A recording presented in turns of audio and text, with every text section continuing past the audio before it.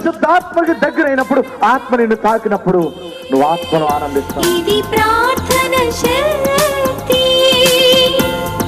ప్రార్థన శక్తి, ఇది ప్రార్థన శక్తి.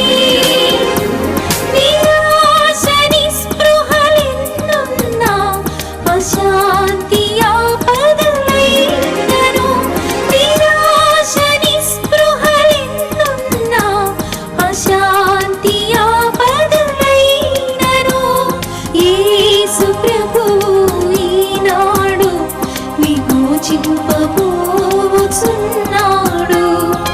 యేసు ప్రభువు ఈనాడు విమోచింపబోచున్నాడు. ఆకాశమందున్న మన దేవుడు మన ప్రార్థన ఆలకించును.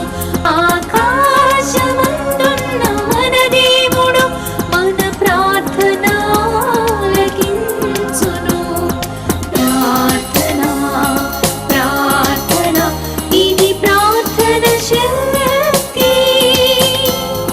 ప్రార్థన, ప్రార్థన, ఇది ప్రార్థన శక్తి. ఇది ప్రార్థన శక్తి, ఇది ప్రార్థన శక్తి. ప్రార్థనాశక్తి తైలాభిషేక ఆరాధన ప్రతి నెల మొదటి గురువారం. సమయం ఉదయం 10 గంటల నుంచి. స్థలం తూర్పుగోదావరి జిల్లా అమలాపురం దగ్గర ఉప్పలగుప్తంలో.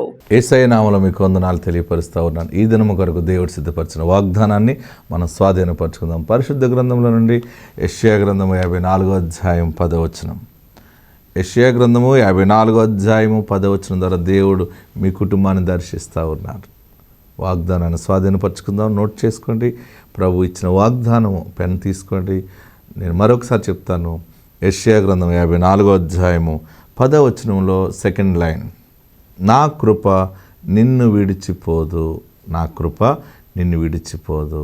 కృప అంటే అర్హత లేకపోయినా దేవుడు అర్హత కలగజేయటం, అయోగ్యులుగా ఉన్న మనకి యోగ్యతనివ్వటం, ఏ స్థితి కలిగి ఉండటానికి మనకి స్తోమత లేక మనము కింద స్థితిలో పడిపోయింది పెంట కుప్పల మీద ఉన్న మనల్ని ఆయన పైకి తీసుకురావటమే దేవుని కృప. It's a God's grace. దేవుని కృప నీ మీద ఉంది. అందుకనే ఆయన నీ పట్ల బంగారు దారులన్నీ కూడా ఆయన సిద్ధం చేసి ఉంచాడు.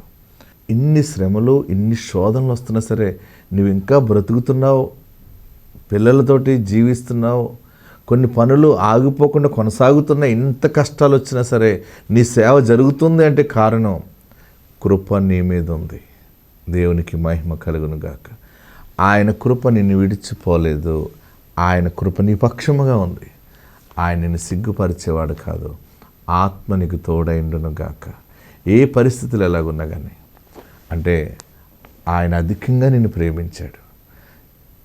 ఏం ప్రేమ అండి పాస్టర్ గారు, అన్నీ కోల్పోయాను, ఇంక దారులు ఏమీ లేవు, ప్రతి దారి మూసుకుపోయింది అని బాధపడుతున్నావా? అన్నీ మొయ్యబడినప్పుడు దేవుని ద్వారం తెరవబడుతుంది. దేవుడు నీ పట్ల డోర్ ఓపెన్ చేస్తూ ఉన్నాడు. ఎందుకంటే నువ్వు వద్దనుకున్నా కాదనుకున్నా కృప నిన్ను విడిచిపోదు. పర్వతాలు తొలగిపోయినా, మెట్టలు తత్తరిల్లిపోయినా కృప విడిచిపోదు. ఎన్ని రోగాలని చుట్టూ వచ్చినా, ఎన్ని వ్యాధులు బాధలు, ఎన్ని రకాలుగా నలగొట్టబడే స్థితి వచ్చేసినా నీ కుటుంబం కదలదు. ఆయన నీ కుటుంబం మీద కృపను ఉంచి ఉన్నాడు. అదే కృప మరలా ఎంత పోగొట్టుకున్నావో, ఏమేం కోల్పోయావో మరలా దేవుడు రెండంతలుగా దేవుడు నీకు అనుగ్రహిస్తున్నాడు. ఆత్మ కృప నీకు తోడైండును గాక. కృప నిన్ను విడిచిపోదు. దేవుడు నిన్ను దీవించును గాక. దేవునికి మహిమ కలుగును గాక. మనమందరము కూడా 2022లో ప్రవేశించాం. కొత్త సంవత్సరంలో చాలామంది ఆ కుటుంబాలతో అభిషేక ప్రార్థనకి పాలు పొందినట్టుగా నేను చూస్తూ ఉన్నాను. ఈ 2022 ఒక ప్రత్యేకమైన అభిషేకంతో మనం సంవత్సరాన్ని ప్రారంభిస్తూ ఉన్నాం. ఆమేన్. ఈ సంవత్సరము ఎలాగుంటుందో ఒక వాగ్దానాన్ని దేవుడు మనకి బయలుపరిచి ఉన్నాడు. వాగ్దానాన్ని మనం రిసీవ్ చేసుకున్నాక వాక్యాన్ని ధ్యానం చేసుకుందాం. పరిశుద్ధ గ్రంథంలో మనం చూస్తూ ఉన్నప్పుడు ఇర్మియా గ్రంథము, బైబిల్ ఉన్న వారందరూ కూడా ఇర్మియా గ్రంథాన్ని తెరవండి. 15వ అధ్యాయం 20వ వచనం. అప్పుడు నిన్ను ఈ ప్రజలను పడగొట్టజాలని ఇత్తడి ప్రాకారముగా నేను నియమించదును, నిన్ను రక్షించుటకును నిన్ను విడిపించుటకును నేను నీకు తోడయ్యుందును గనుక వారు నీ మీద యుద్ధము చేయుదురు గాని నిన్ను జయింపకపోదురని యెహోవా సెలవిచ్చుచున్నాడు. ఈ మాటలో వారు నీ మీద యుద్ధము చేయుదురు గాని నిన్ను జయింపకపోదురు, ఆ మాట ఈ సంవత్సరము వాగ్దానము ఏంటంటే, వారు నీ మీద యుద్ధము చేయుదురు గాని వారు నీ మీద జయింపకపోదురని యెహోవా సెలవిచ్చుచున్నాడు. ఈ 2022 సంవత్సరం, ఈ 2022 ఈ ఇయర్లో 12 నెలలు ఉన్నాయి. 12 మాసములు నీ జీవితంలో 12 ఘనమైన విజయాలు నువ్వు చూస్తున్నావు. ఆమేన్, హల్లెలూయా. యుద్ధాలు జరుగుతాయి. యుద్ధాలు అంటే వారు నీ మీద యుద్ధము చేయుదురు గాని, వారు అనేవారు ఎవరు అంటే దరిద్రత, అన్ని శాఖలు కలిసిన దరిద్రత నీ మీద యుద్ధము చేయటానికి సిద్ధంగా ఉంటుంది. ఆల్రెడీ 2021లో 2021లో ఎన్నో యుద్ధాలు మన మీదకి వచ్చినాయి.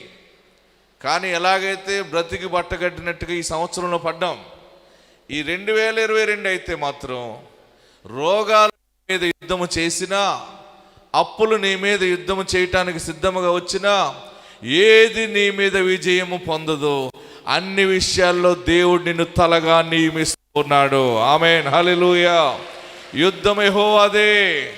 ఈ యుద్ధం ఎవరిది? యుద్ధం యెహోవాది. బాగా గమనించండి. ఎవరైనా ఏదైనా నీ కుటుంబం ఏమైపోతుందో, నీ బిడ్డ వివాహం ఏమైపోతుందో, నీ బ్రతుకు ఏమైపోతుందో, ఇంకా ఎన్ని రోగాలు వస్తున్నాయో, ఈ సమయంలో ఈ రోగం వచ్చింది, ఆ రోగం వచ్చింది, నువ్వు బ్రతకవు, నీ కుటుంబం వర్ధిల్లదని ఎవరెన్ని మాటలు మాట్లాడుతున్నా మీరు చెప్పాలి, ఈ యుద్ధము యెహోవాదే. ఆమేన్, హల్లెలూయా, హల్లెలూయా. ఈ యుద్ధం యెహోవా జరిగిస్తాడు. యుద్ధము యొక్క మర్మం ఏంటంటే, పూర్వం రాజులు పరిపాలన చేస్తూ ఉండేవారు. రాజులు పరిపాలన చేస్తూ ఒక రాజ్యాన్ని పరిపాలించే రాజు వేరొక రాజ్యం మీద యుద్ధము చేయటానికి లేఖలు పంపిస్తూ ఉండేవారు కావాలనుకుని. మేము మీ రాజ్యం మీద యుద్ధము చేస్తున్నాం, కాసుకోండి, రెడీగా ఉన్నారా, మేము వస్తున్నామని చెప్పి బలమైన రాజు బలహీనమైన రాజ్యం మీదకి యుద్ధము ప్రకటిస్తూ ఉండేవాడు. బలహీనమైన రాజ్యము గలవారు యుద్ధమునకి మేము సిద్ధంగా లేవంటే వారికి ఇంకా మనం తక్కువగా మనం చూస్తారు, లోకు అయిపోతామని చెప్పి వారు యుద్ధానికి సిద్ధపడేవారు. యుద్ధమునకు వస్తున్నానన్న రాజు ఏ రాజ్యముతో చెప్పాడో ఆ రాజ్యం యొక్క రాజు ఈ రాజు కలిసి 2 సైన్యములు ఒక స్థలములో యుద్ధము జరిగించుకున్నప్పుడు ఏ రాజ్యము ఓడిపోతుందో, ఏ రాజ్యము నెగ్గుతుందో, విజయము సాధించిన రాజ్యానికి ఓటమి పాలైన రాజ్యము యొక్క దేశము, ఆస్తి, ఐశ్వర్యము, సైన్యము జయించిన రాజు వశం అయిపోతుంది. అలాగనే ఈ సమయంలో ఈ 2022లో ఏది నీ మీద యుద్ధము చేస్తుందో ఆ విజయము దేవుడు నీకు ఇస్తా ఉన్నాడు.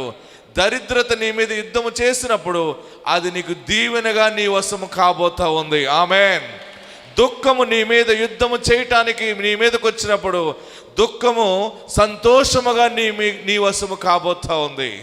దరిద్రత, అప్పులు, ఆర్థిక పరిస్థితి నీ మీద దాడి చేయటానికి వచ్చినప్పుడు దేవుని కృప వల్ల ఆర్థిక దరిద్రత ఐశ్వర్య ఘనతగా మారిపోతా ఉంది. గట్టిగా చప్పటి ప్రభుని స్తుతించండి. యుద్ధము యెహోవాదే. ఆమేన్, హల్లెలూయా. యుద్ధము యెహోవాదే. వారు నీ మీద యుద్ధము చేయుదురు గాని వారు నీ మీద జయము పొందకపోదురు. ఈ 2022 అంత విచిత్రమైన కార్యాలు ఎలా జరుగుతాయంటే, అందరూ భయంగా బ్రతికితే నీ ఇంటిలో శుభకార్యాలు ప్రారంభిస్తావు. ఆమేన్. అందరూ అప్పులు కష్టాలు ఏమో ఏ రోజు ఎలాగుంటుందో, ఉన్న డబ్బులు 10,000 20,000 దాచుకోవాలి, జాగ్రత్తగా బ్రతకాలన్నప్పుడు నీ ఇంట్లో లక్షలు ఖర్చు పెట్టి శుభకార్యాలు తలపెడతావు, ఇల్లు పనులు ప్రారంభిస్తావు, నూతన వ్యాపారాలు ప్రారంభిస్తావు. బయట వారికి నీకు చాలా వ్యత్యాసం ఉంది. నీవు యెహోవా రెక్కల చాటున ఉన్న మనిషివి. ఆమేన్. నీవు దేవుని రెక్కల నీడనున్న మనిషివి గనక ఏ కీడు నీ దగ్గరికి రాదు. అన్ని చోట్ల చీకటిగా ఉంటే నిన్ను ఆయన వెలుగు కలిగిన దీపస్తంభముగా నిలబెడతా ఉన్నాడు. ఆత్మ నీకు తోడైండును గాక, ఆత్మ నీకు తోడైండును గాక. వారు నీ మీద యుద్ధము చేయుదురు గాని జయింపకపోదురు. మీరు చాలా పనులు ప్రారంభిస్తారు. ఈ సంవత్సరము అందరూ భయంగా బ్రతికితే నువ్వు కేరింతలు కొడుతూ నీ కుటుంబం ఆనందంగా బ్రతుకుతారు. చాలామంది గర్భఫలాలు కలిగినటువంటి సాక్ష్యాలు ఈ సంవత్సరం కలుగుతూ ఉంది. ఈ జనవరి నుండి చాలామంది కన్సీవ్ అవ్వబోతూ ఉన్నారు. చాలా శుభకార్యాలు ప్రారంభం కాబోతూ ఉన్నాయి. ఒక దేవుని సేవకుడిగా, ప్రవక్తగా నేను ప్రకటిస్తున్నాను, అది మీరు రిసీవ్ చేసుకోండి. రిసీవ్ చేసుకుంటున్న ప్రతి ఒక్కరు కూడా చప్పట్లు కొట్టి ఆమేన్ ఆమేన్ ఆమేన్ అని చెప్పండి. సే ఆమేన్ ఆమేన్ ఆమేన్ ఆమేన్ అంటే అవునుగాక అవునుగాక అవునుగాక. నాకు చాలా ఫోన్ కాల్స్ వస్తూ ఉన్నాయి. అయ్యగారు, మేము దేవుని కృప వల్ల మరి గర్భఫలం కలిగి ఉన్నాం. 2339కి ఇది రీచ్ అయింది. 2339 2339 మందికి దేవుడు గర్భఫలాలు ఇచ్చాడు. చాలామంది గర్భఫలాలతోటి వస్తూ ఉన్నారు. నీ కుటుంబంలో కూడా చాలామంది అంటున్నారు, మాకు కణాలు లేవని చెప్పారని డాక్టర్, ఇది ఎలా సాధ్యమని అంటే, కణాలు లేకపోతే కణాలు కలగజేసే కరుణామయుడు మనకున్నాడు. ఆమేన్. హల్లెలూయా. ఆయన మన ఫ్యామిలీ మెకానిక్ అయి ఉన్నాడు. ఆయన మన ఫ్యామిలీ మెకానిక్. ఆయన మన కుటుంబ వైద్యుడు. ఆమేన్. ఆయన మన కుటుంబ వైద్యుడు, మన కుటుంబాన్ని బాగు చేసే పరమ వైద్యుడు. ప్రతి ఆర్గన్ని కూడా క్రియేట్ చేసి సెట్ చేసిన వాడు, నీ రక్తాన్ని కలగజేసిన వాడు. అందులో కణాలు పెట్టలేడా? పిల్లలు పుట్టడానికి కణాలు ఉంచలేడా? నీవు శోధించబడ్డవే తప్ప నీవు గొప్ప ఆశీర్వాదాన్ని చూడబోతున్నావు. ఆమేన్ ఆమేన్. చాలామంది పిల్లలు ఫోన్ కాల్స్ వచ్చినాయి. అయ్యగారు, తైలాభిషేకానికి వద్దాం అనుకుంటే కొంచెం నీరసంగా ఉందండి, డాక్టర్ చూపించుకుంటే కన్సీవ్ అయ్యేవని చెప్పాడండి. అయ్యగారు ప్రార్థన చేయండి, మళ్ళీ నెల తైలాభిషేకానికి వస్తాను. చాలామంది తైలాభిషేకంలో 3వ నెల గర్భిణీ స్త్రీలు ఉన్నారు, 4వ నెల గర్భిణీ స్త్రీలు ఉన్నారు, 7వ నెల గర్భిణీ స్త్రీలు ఉన్నారు. మీరు వీళ్ళందరినీ దృష్టిలో పెట్టుకుని మీకు ఎందుకు చెప్తున్నానంటే, తైలాభిషేకానికి వచ్చినప్పుడు మీరు ఒకరిని ఒకరు నెట్టుకోకండి. ఎందుకంటే ఒకరి మీద ఉన్న ఆశీర్వాదము మనము నెట్టకూడదనమాట. ఆమేన్. కొందరు గర్భిణీ స్త్రీలుగా ఉంటారు. దేవుని వాక్యం మీ మీదకి వస్తున్నప్పుడు మీ మీద ఒక మంచు వలె దీవెన నిలిచి ఉంటుంది. ఒకరిని ఒకరు మనం టచ్ అవ్వకుండా ఉండటం ఎంతో మేలు అనమాట. ఆమేన్. తైలాభిషేకానికి వచ్చినప్పుడు ఒకరిని ఒకరు ముట్టుకోకుండా ఒక కొంచెం డిస్టెన్స్ మెయింటైన్ చేయగలిగితే అన్ని విధాల ఆశీర్వాదం మనకది. ఆమేన్. హల్లెలూయా. ఎవరి మీద ఆశీర్వాదము ఎలాగుంటుందంటే, విశ్వసించిన వాని మీద ఆశీర్వాదము దీవెనగా దిగి వస్తుంది. అందుకే తొందరపడి ఎవరిని ముట్టుకోవద్దు. తైలాభిషేకం రోజు అభిషేకానికి వస్తున్నప్పుడు చాలా కొంత డిస్టెన్స్ మెయింటైన్ చేయండి, కొంచెం దూరం పాటించండి. మీరు అభిషేకం అయిన తర్వాత మౌనంగా ఇంటికి వెళ్ళిపోండి. నెమ్మదిగా ఇంటికి వెళ్ళి మోకరించి దైవజనుడి ద్వారా పలికిన ప్రతి వాగ్దానము మీ జీవితాల్లో దేవుడు నెరవేర్చాడని మీరు విశ్వసించి ఇంటిలో ఆశీర్వాదాన్ని ప్రతిష్ఠ చేసుకోండి. తండ్రి, కుమార, పరిశుద్ధాత్మలో దైవజనుడు పలికిన ప్రతి మాట నా గృహంలో నెరవేరును గాక అని మీరు ప్రార్థించాలి. ఆమేన్. అందరూ ఉన్న చోటనే లేచి నిలబడి మన బ్రతుకుల్ని దేవునికి అప్పగించుకుందాం. దేవుడు నీ కోరికను నెరవేరుస్తున్నాడని నమ్మి విశ్వసించి ఉన్న చోటనే 2 చేతులు ఆకాశం వైపు చాపి, అందరూ కూడా 2 చేతులు ఆకాశం వైపు చాపి కళ్ళు మూసుకుని ప్రార్థన చేద్దాం. నీ చిత్తమే నా పట్ల నెరవేరాలయ్యా. నువ్వు నిజమైన దేవుడవు, నువ్వు అన్యాయం చేసే దేవుడు కాదయ్యా. నాకు న్యాయము చేస్తావు, నా బిడ్డకు ఉద్యోగం ఇస్తావు, నా బిడ్డకి పెళ్లి చేస్తావు, మాకు ఇల్లు ఇస్తావు, పొలం ఇస్తావు నమ్ముతున్నానయ్యా. ఏమీ లేని దరిద్రంగా ఉన్నాం బాబు, దీవించేవాడు నీవని నీ పాదాల దగ్గరికి వచ్చి ఉన్నామయ్యా అని స్ట్రైట్గా 2 చేతుల ఆకాశం వైపు చాపి శిరస్సు పైకెత్తి ప్రార్థన చేద్దాం. హల్లెలూయా, హల్లెలూయా, హల్లెలూయా. ఆయన నీకు అన్యాయము జరగనీయను అని చెప్తా ఉన్నాడు. నీకు రావలసిన బాకీలు వస్తున్నాయి, నీ ధనము నీకు వస్తూ ఉంది, అనా పైసలతో సహా నీ బాకీలు నీకు వస్తూ ఉన్నాయి. ఏ పనులు ఆగిపోతున్నాయో, చివరిలో ఆగిపోయినాయని అనుకుంటున్నావు కదా, అది తిరిగి ప్రారంభించబడబోతా ఉంది. నన్ను ఆశీర్వదించు దేవా అని, నన్ను దీవించు దేవా అని ప్రార్థన చేయండి. ఆయన నీ పక్షముగా ఉన్నాడు, ఆయన నీ పక్షముగా ఉన్నాడు. నీవు ఏడవటం చూస్తున్నాడు, నీ ఒంటరిగా ఉండి కుమిలిపోవటం ఆయన చూస్తా ఉన్నాడు. నువ్వు బాత్రూంలోకి వెళ్ళి ఏడ్చే ఏడుపు చూస్తా ఉన్నాడు. ప్రయాణంలో ఒంటరిగా ఉండి ఏడుస్తున్న ఏడుపు చూస్తా ఉన్నాడు. ఎవరు లేనప్పుడు ఎక్కెక్కిబడి ఏడ్చి మనసు పాడైపోతున్న ప్రతి సమయాన్ని ఆయన చూస్తా ఉన్నాడు.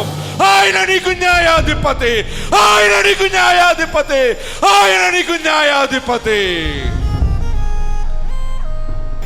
ఆయన నిన్ను దీవిస్తా ఉన్నాడు. అయ్యో నేను పాపము చేసేనే, అయ్యో నా పాపం వల్ల నాకు ఏమొస్తుందో అని ఏడుస్తూ భయపడుతున్నావా? యేసు నామములో నీ పాపములు క్షమించబడును గాక, యేసు నామములో నీ పాపములు క్షమించబడును గాక, యేసు నామములో పరిశుద్ధత నీ మీద నిలిచి ఉండును గాక.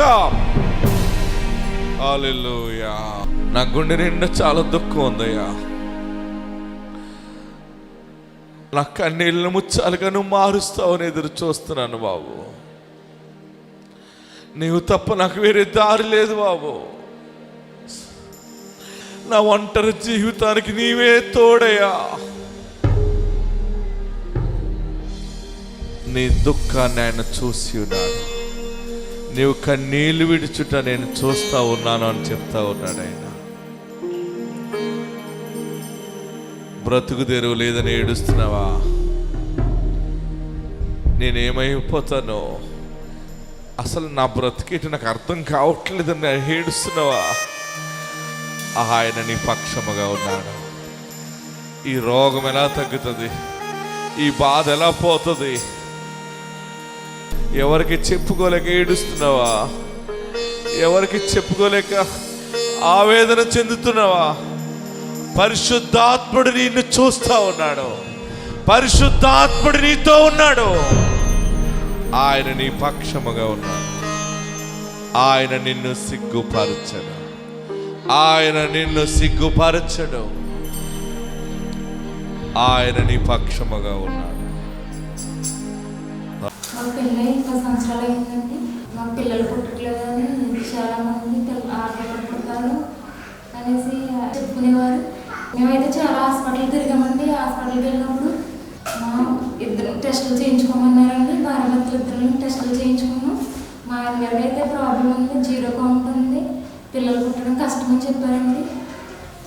కష్టమని చెప్పినప్పుడు మేము చాలా వేదంతో ఇంకా దేవుని మీద భారం వేసుకున్నాం. తైలాభిషేకం ప్రార్థనకి వెళ్ళేవాళ్ళం.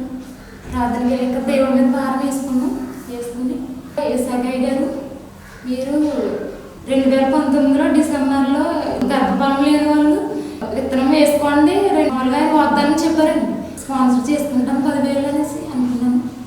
డిసెంబర్ నెలలో నేను విత్తనం వేసుకున్నాను. జనవరి నెలలో కన్సీవ్ అయ్యాను.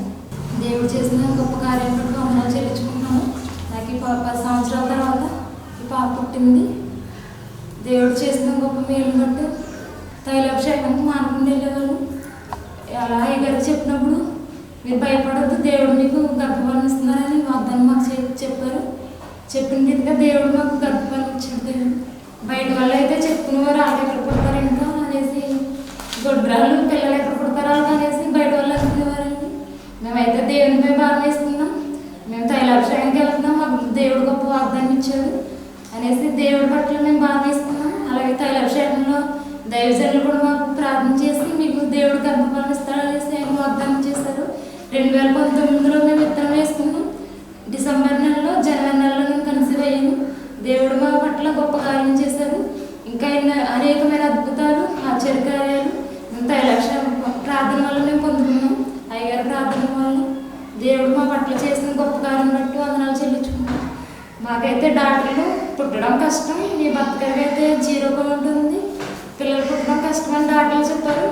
మేమైతే భయపడలేదు. మాకు తైలాభిషేకం అయ్యగారి ప్రార్థన వల్ల మాకు గర్భఫలం కలుగుతుంది అనేసి మేము దేవునిపై భారం వేసుకున్నాం.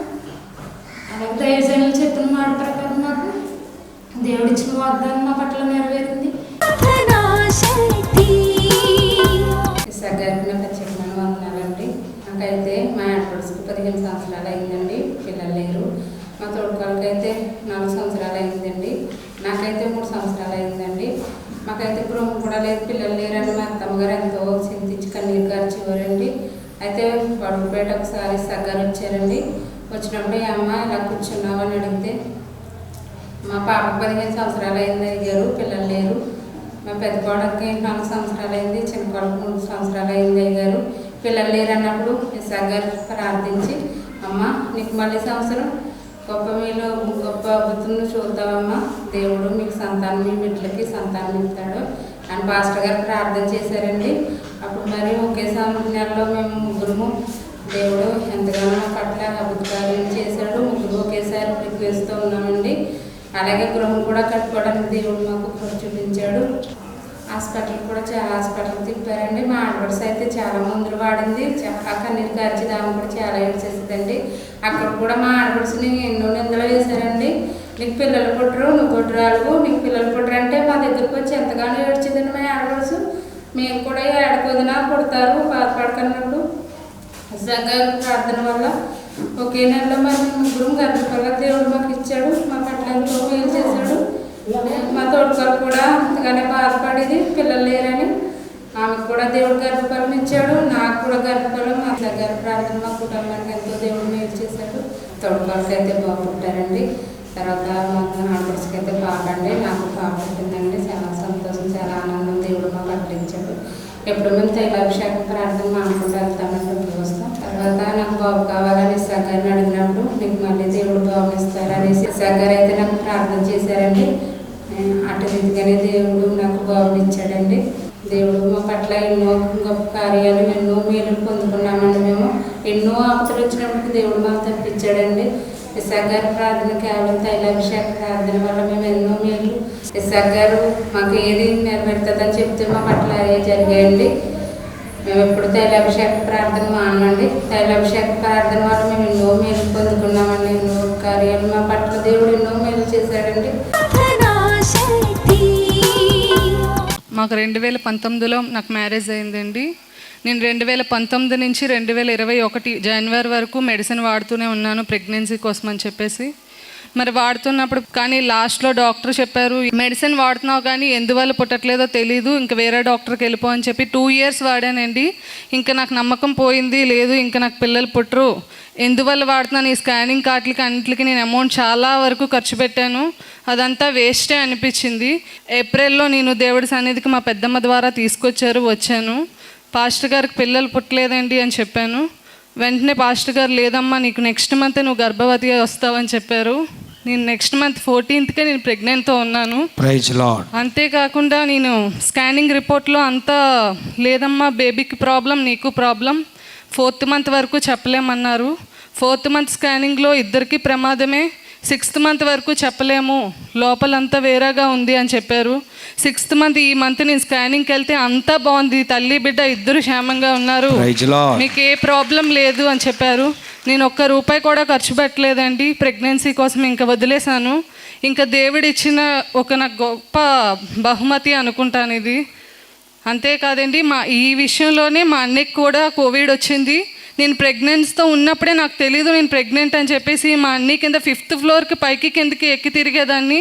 అప్పుడు కూడా నాకేమీ అవ్వలేదు, దేవుడే నన్ను స్వస్థపరిచారు. షాప్ అద్దె కట్టలేక 50,000 రెంట్ కట్టమన్నారు. 50,000 రెంట్ కట్టలే. పాస్టర్ గారికి కాల్ చేసి 50,000 కట్టమంటున్నారండి, అడ్వాన్స్ మా దగ్గర రూపాయి కూడా లేదు అని చెప్తే, అమ్మ నేను ప్రేయర్ చేస్తున్నాను మీరు వెళ్ళండి అనేసి అంటే రూపాయి తీసుకోకుండా షాప్ ఇచ్చారండి మా అన్నయ్య. మా విషయంలో దేవుడు చాలా ప్రార్థన ద్వారా దేవుడి కుటుంబాన్ని ఎన్నో కార్యాలు చేస్తూ, మరి పిల్లలు లేని సమయంలో గర్భఫలం గురించి దైవజనుడి ద్వారా ప్రార్థన చేసినప్పుడు అద్భుతంగా దేవుడు కార్యం చేశాడు. మరి సాతాను ఎంతగా శోధించినప్పటికీ ఆ బిడ్డ జీవితంలో ఆ యొక్క గర్భఫలం యెహోవా ఇచ్చేటువంటి బహుమానము కాబట్టి దేవుడు సిద్ధపరిచాడు. ఎన్నో కార్యాలు వారి పట్ల దేవుడు చేస్తున్నాడు. నమ్మిన వారు చప్పట్లు కొట్టి దేవుని మహింపరుద్దాం. హల్లెలూయా. ఒకసారి మేము పాన్సల్ చేసేటప్పుడు దేవుడు మా పట్ల ఎన్నో అద్భుత కార్యాలు చేశారు. నా పట్లే కాదు, నా పిల్లల పట్ల కూడా. పిల్లల కోసం నేను ప్రతి నెల కూడా చీటీ రాసి పెడుతున్నానంటే, ఈ బిడ్డకైతే తండ్రి ఏంటి మాయ కింద ఉండడం ఏంటి, బిడ్డ పైన ఉండడం ఏంటి, ఇదంతా ఏంటి ఇలా జరుగుతుందని నేను ప్రతి దినము ప్రార్థన చేసేదాన్ని. ప్రార్థనా శక్తి ప్రతి దినము మేము 3 ఛానల్లో వస్తాయండి. 3 ఛానల్ కూడా మేము విడవకుండా చూస్తాం తండ్రి.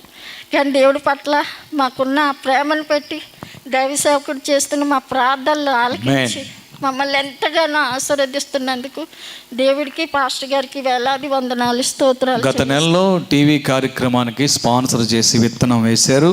ఆ ఫలితాన్ని వారు చూస్తున్నారు. నమ్మిన వారు చప్పట్లు కొట్టి దేవుని మహింపరచారు.